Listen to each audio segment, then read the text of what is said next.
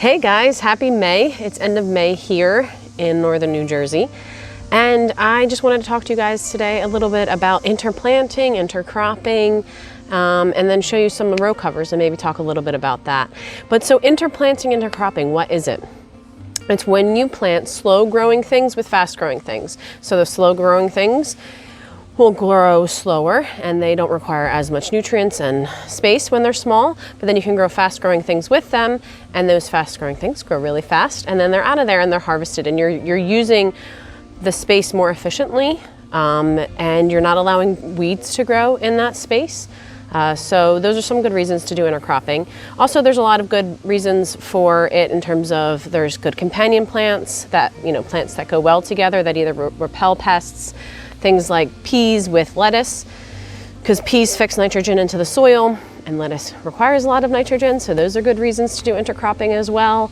And then, like I said, weed suppression, so keeping the ground covered and not really letting the weeds have the space to grow is another good reason. And in general, for me, the reason that I do intercropping and interplanting is because I don't have a whole lot of space and I love to grow stuff. So the more that I grow, the better I feel about the space, and I just really hate seeing blank space in my garden. For me, I'd rather plant something and harvest it even before it's really ready, if I need to plant something else in its place, rather than having empty garden space. But you do what's right for you and what you think is best for your garden.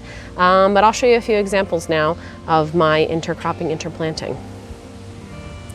Okay, here I have a few eggplants, 1, 2, 3, and then I have broccoli, and back here I have tomatoes.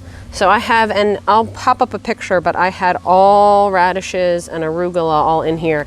Now the arugula doesn't like the hot weather, so you can see this is now bolted, which I'll save seeds from that. So I left 1 or 2 in there, but I'll post a picture where this whole thing was covered in radishes and arugula, and then over here where my beans are, there was bok choy. There's still one lone bok choy here. Because bok choy is, especially the baby bok choy, is super fast growing. It only takes about 30 days. So, and then radishes. Radishes are a really, really, really great crop to intercrop. They don't take long to grow at all. They're really delicious roasted. So if you don't normally like radishes and you're like, why would I, have radishes in my garden because I don't like the taste of them, try them roasted, just with a little olive oil, salt and pepper in the oven, and it's delicious. So that was really great this year because I had, and again, I'll show you a picture, or I've already posted it probably, and you can see just how well it covered everything, so I don't really have a whole lot of weeds growing. Now, as soon as I have pulled up the radishes, now I've started to get some weeds. So again, weed suppression is a great reason to intercrop or interplant. So as I showed you, I have these eggplant here and the tomato, but you can see that they're very small. So there's my tomato and here's my eggplant. Now the broccoli here, this is just about another week or so from being harvested, and then these plants come out, and at that point the eggplant and the tomatoes will be getting bigger and they'll have plenty of space to grow.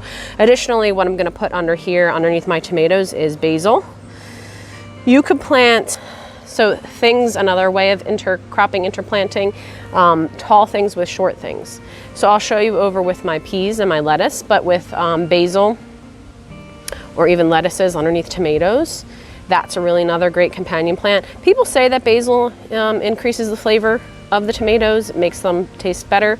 I don't know that all my tomatoes just taste delicious because they're fresh from the garden, but another good reason why not plant it underneath. The basil stays short, again, suppresses weeds, and then the tomatoes grow nice and tall. So you don't really have to worry about them competing that way. Additionally, you could plant lettuce or any other thing that's very short growing underneath of your tomatoes or other tall vegetables. That's another good one. So let me show you my peas and lettuce.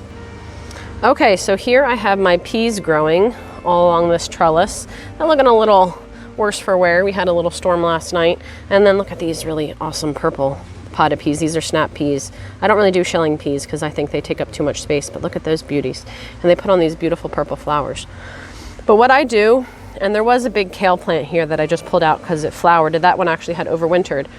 But what I do is I even have another kale plant here and here, and then I have a sunflower growing here. But with peas, I have lettuce. And this is the most delicious lettuce. This was a new lettuce this year from Baker Creek called Tom's Thumb. I would definitely recommend it. Crisp, juicy, delicious. But I'll plant lettuce plants all underneath my peas. So what peas do is peas actually fix nitrogen into the soil, and lettuce needs a lot of nitrogen, right? It has all that rich green leaves that it needs. The lettuce needs the nitrogen.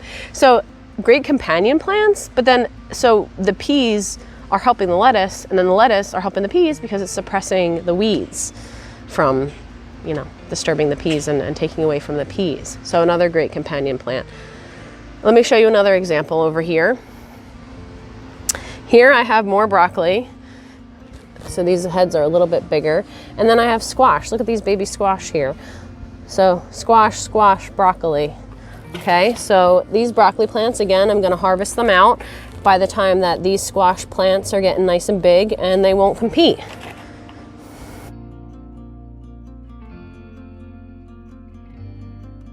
Over here, if I have a picture, I'll also pop it in, but I had a whole row of beautiful lettuce all along here. So you can see there's a Tom's Thumb over there. There's another beautiful burgundy lettuce here and some salable lettuce and more burgundy lettuce. But I had open space, so I planted lettuce all in here, similar to how it is over here. Look at this beautiful lettuce. Isn't that amazing? Try not to let my shadow go on it. So with this, what I did is I had the space, so I put lettuce in, because again, I hate having empty garden space. And then when it was come time to plant my peppers, I picked and popped pepper plants in. So that's another thing that you can do. I've also intercropped onions pretty much everywhere throughout the garden. They're supposed to be good to repel insects. I haven't really had a lot of success with onions, but in general, again, I just like to pop different things in where I can. So that's intercropping.